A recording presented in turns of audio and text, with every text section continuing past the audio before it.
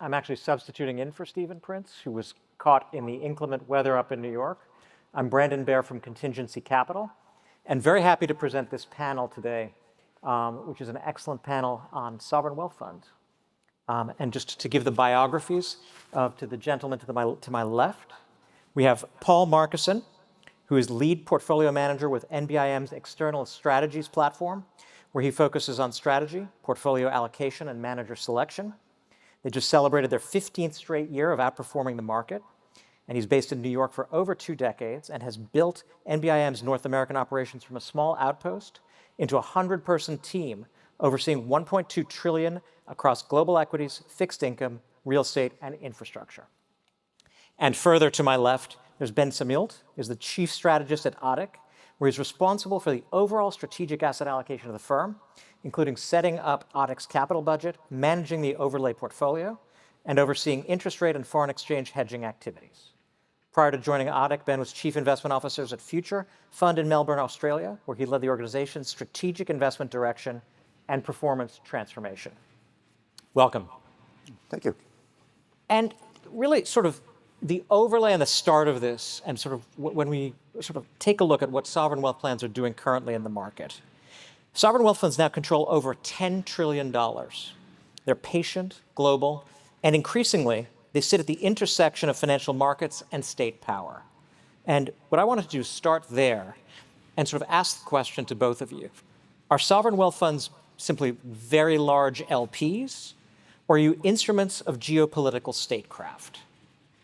Paul, I'd start with you. So in our case, I would say we're pure financial investors. Clearly, the structure of the organization is a political construction through parliament and establishment. But when it comes to us as a manager, we are interested in financial returns. Mm-hmm. We operate as a responsible investor, but our primary goal is financial returns. And we have a new bill there are 3 new bills going through US Congress at the moment. My favorite title is Protecting Our Courts from Foreign Manipulation Act of 2025. And this ties to this perception of sovereign wealth funds as either state actors or in some form, anti-populist. And it is something that I think is worth commenting on, which is, despite, Paul, your mission is very clearly stated, the perception, though, of sovereign wealth funds is shifting in the market in this post sort of neoliberal period, and was curious as to both of your perspective on that. No, I see the perception changing at times. The reality in our case is we are a pure financial investor. Mm-hmm. We provide capital to the US government, to US corporations. We help them invest in the future. But as shareholders, we have to protect our rights. So occasionally that includes lawsuits. Right. And we will let management run the companies, but we'll also keep a close eye. And part of being a responsible investor and a responsible steward of capital is having those tools available. So I hope this law doesn't come to pass. But likewise, it's not the first tool we turn to in any way. But it is a last resort in cases. Right. And then in terms of your perspective on this, Ben, because I think you have an even more interesting sort of twist on this, because you have some investments in this type of space. I mean, I think it's the way of the world. So ADIC are a pure financial investor. We aim to get, to reach our investment objectives and to hit a very difficult mandate in the best way that we can. We act, proactively and creatively and provide risk capital all over the world to presumably companies and governments and whatever who need that risk capital. Mm-hmm. It requires a risk premium for every different, allocation. And if governments are hostile to that capital, then that risk premium has to go up, and it makes you think twice about the certainty of your decision making around investing capital in that direction. It's odd that is coming from America, and it's certainly, again, in my previous role, the proposed changes in regulation around sovereign ability to invest into America and the changes in taxation ramifications, we're going to have severe repercussions on the returns available for investing in America. And I spent, sort of an intense 6 weeks trying to think, what we were going to do if those bills got passed.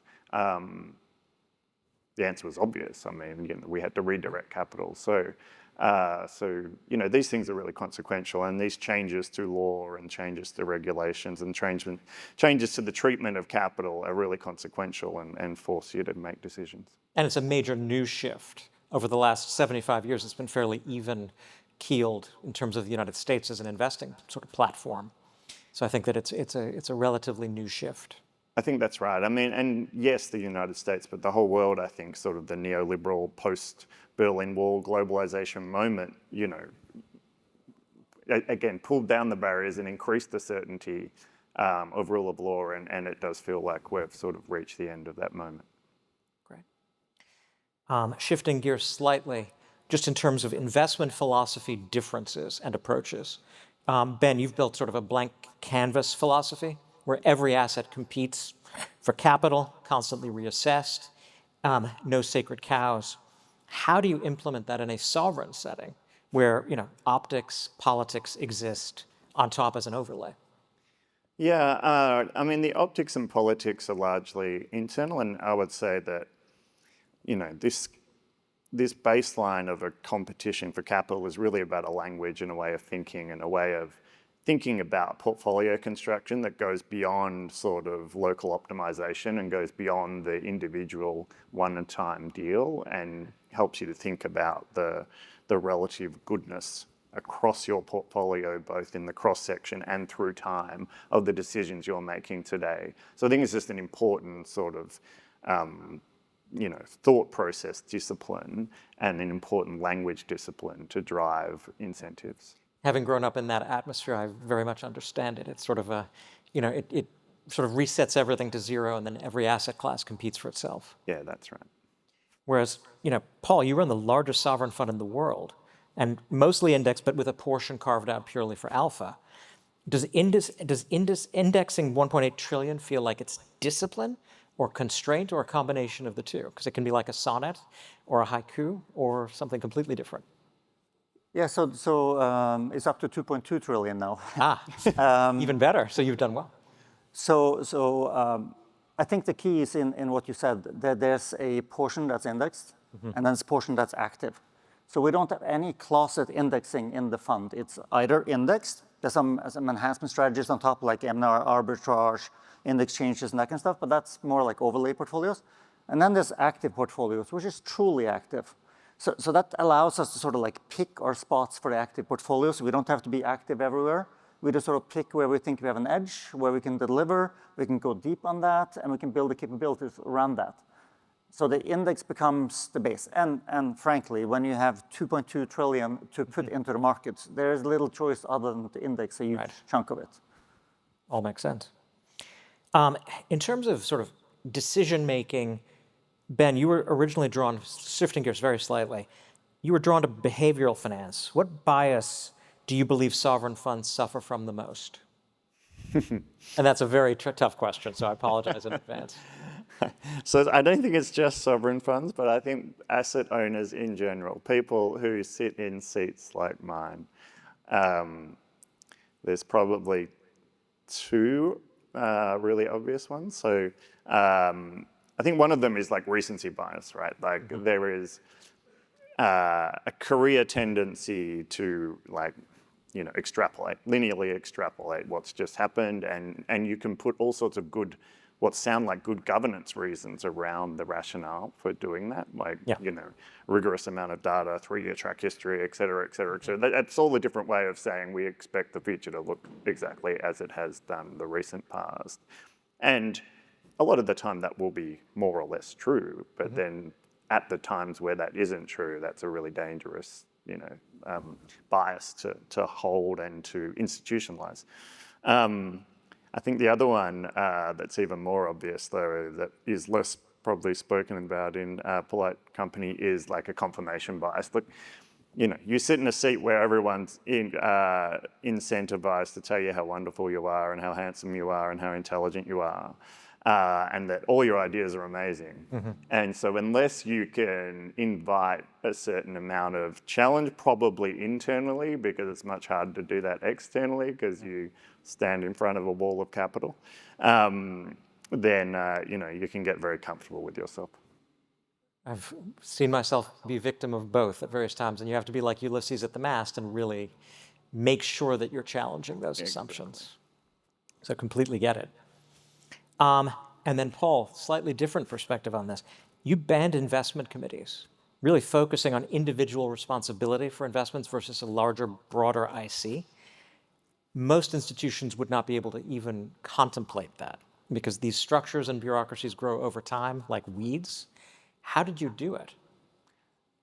So it's been built in from day one, so it wasn't sort of a big thing to overcome in a sense. But the basic belief is that committees don't work. You end up with a compromise when sort of everything's priced in, it's too late, etc. But there's another way of managing risk, which is essentially sort of splitting up decisions into many subcomponents. So in a sense, what we've done is split up the fund in a number of small units and assigned a responsibility for each one of those to separate people. It's quite clear who delivers and who don't deliver, and the consequences are accordingly.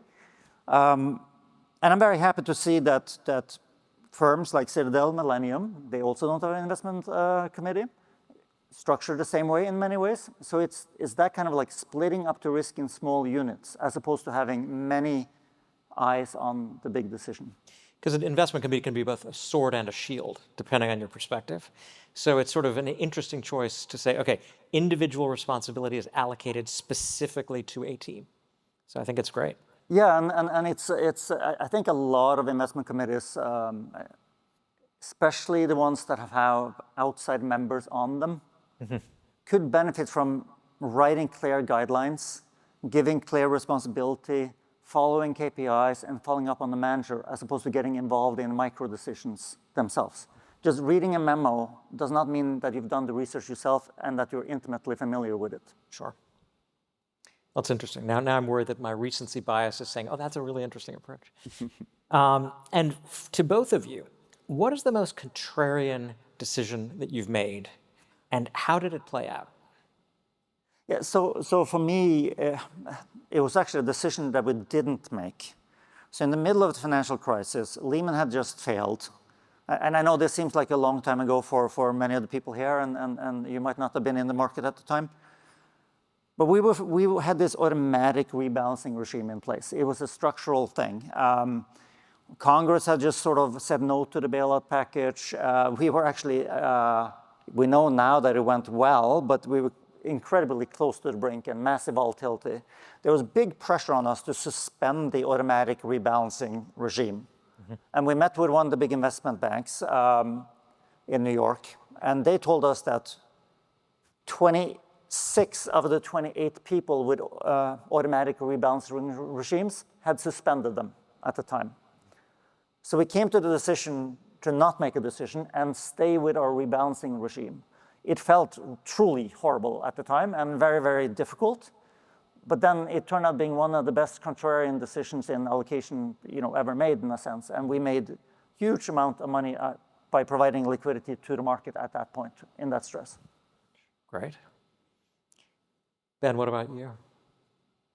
Yeah, there's lots of them. So I was just sort of running through them in the head. I think I find it quite easy to be contrarian. So I sort of struggle with the second part of that question, which is I think I take some comfort in being contrarian. I think in a way, the hardest contrarian to my own inclination decision was in 2017, where at the start of the year, I declared kind of that I cannot see anything that can possibly go wrong from a macro perspective with the world, and we should be absolutely max risk as high as we can. And that was actually, for me personally, extremely uncomfortable because I find it easy to see the risk in the world. Yeah. And that was a year where it was just devoid. Actually, at the start of this year, similarly very well risked up because all I could see was, stimulus, lower interest rates, disinflation, regulatory relief. We've got sort of a triple stimulus that was likely to, and dollar falling, that was likely to be a very strong risk environment. So I actually find those decisions a bit harder because it's always easy to take money off the table. Yeah, I tend to be biased your way in terms of I'm a credit investor and always glass half empty guy. So I look at the world and I'm like, no, nothing possibly good can happen. So I appreciate the discipline it takes to go the other way. But sometimes they're correct. All right, so the follow-up on that is the new world we're living in. Really what I would call sort of as a broad category, geopolitics and the new order. AI, quantum computing, robotics, advanced manufacturing, at least on paper, these are likely to define geopolitical dominance for the next generation. And I guess the question is, are sovereign wealth funds becoming sort of tools of geopolitical or state influence? If you invest in these, whether you like that perspective or not, just by following those sort of longer term trends. And Paul, I'd love to start with you if you don't mind. Yeah, so our whole structure was essentially set up to try to insulate us from pressure from the outside and not involve us in geopolitics or have any influence on that. You know, the Norwegian foreign ministry can set the foreign policy. That's not our job. We don't invest in Norway, so there's no sort of incentive to build up local industry around that. We're part of a central bank, which is independent, which makes it difficult for the government to influence decisions within the central bank. So we're not sort of involved in forwarding any sort of like geopolitical views or benefiting Norway. We do see the importance of AI. We've adopted AI. We're massive users of AI. 64% of our employees are now coding in Claude Code and et cetera, building applications. We're ripping out software. That story is real, guys. We embrace that, but you know, the global market index is already filled with a lot of large AI bets. We have a lot of exposures through the public listed markets. Right. We don't see a need to add additional exposure on top of that. Interesting. And Ben, you have a similar perspective, or? I would not restrict the question to our sovereign wealth funds, agents of diplomacy or whatever. Because I think we've seen a whole lot of examples that just large pools of domestic savings can be very tempting for policymakers to use in that way. So I would say that, look, we're probably going through a world where there's really significant capital needs in particular in Western large savings democracies, really for the first time in a long time, because those capital needs were largely outsourced to the emerging world for the last 30, 40 years. There is huge infrastructure needs, there's huge energy infrastructure needs, there's now significant defense needs, data center, computing, whatever. And the fiscal starting point is challenged. Raising taxes is really hard. And I think the temptation of giant pools of savings, historically automatically sent abroad, is very tempting. So to give another example from Australia, when Trump 2 came in and Australia looked threatened by changes to the treatment of pension fund capital in the US, for example, and we're being faced with potential tariffs and whatever, the first thing the Australian government did was convene, a cohort, convene the pension system, the savings system, the multiple $1 trillion of domestic savings as a form of capital diplomacy, and took them off to Washington and held an event there just to make it clear how much money is invested from Australia into America. I think you had the Manchin Accord in the US, you've had various sort of encouragements of domestic savings in Korea and elsewhere. It's UK, not the US, sorry. And elsewhere, I think this is a trend. Like some form of sovereign capitalism is a trend. It doesn't have to come from sovereign wealth funds.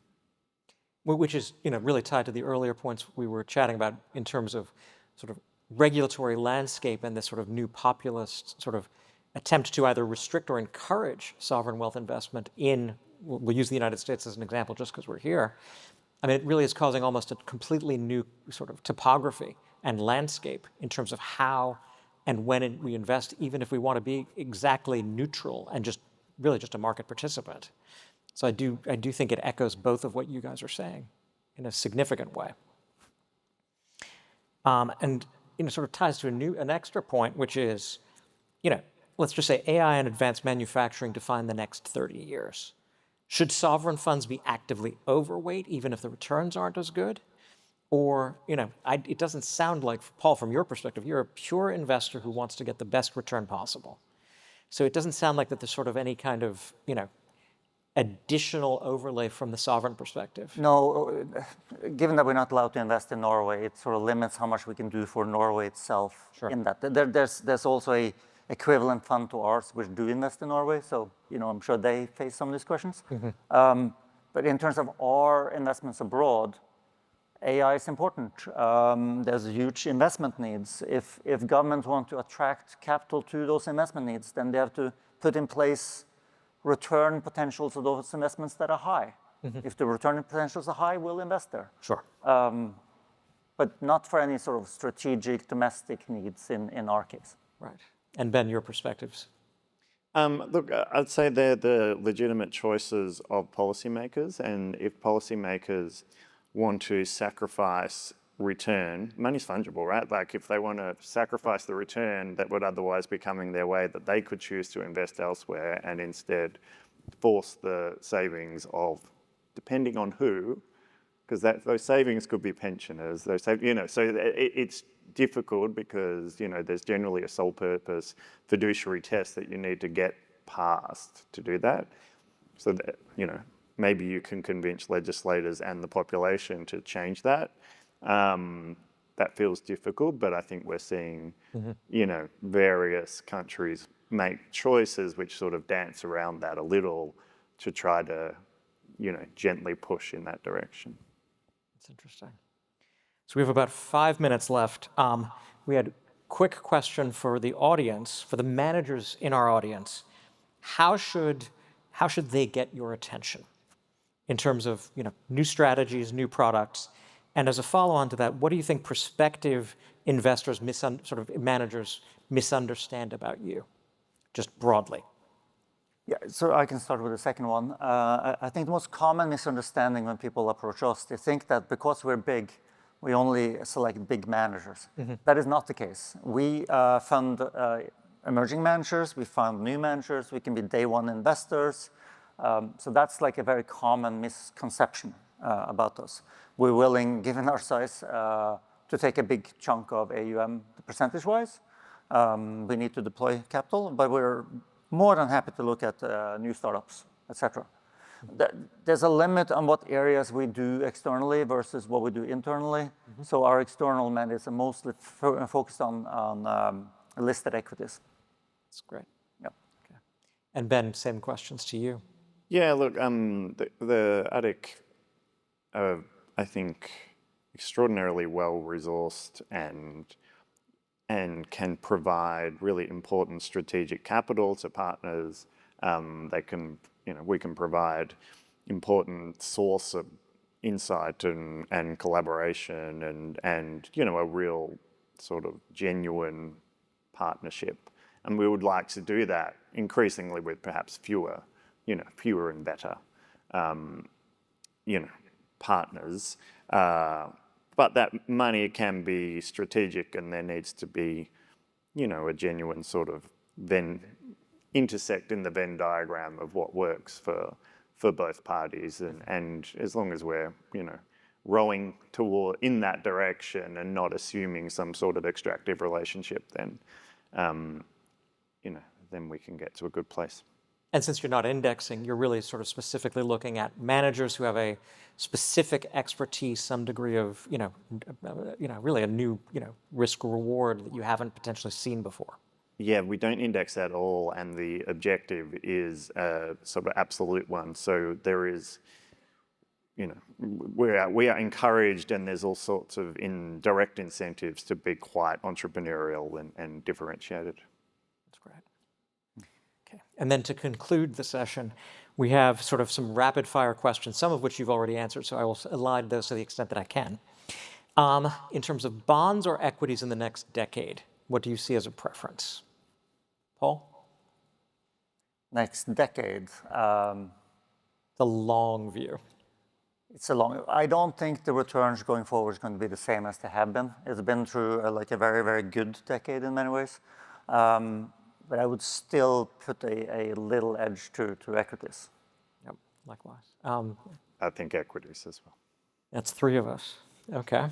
And then this one, AI or gut instinct? I almost laughed when I read it myself. I think I'd be marched out of here if I said gut instinct. I think I'll go with AI. And Paul? I would probably go with gut instinct.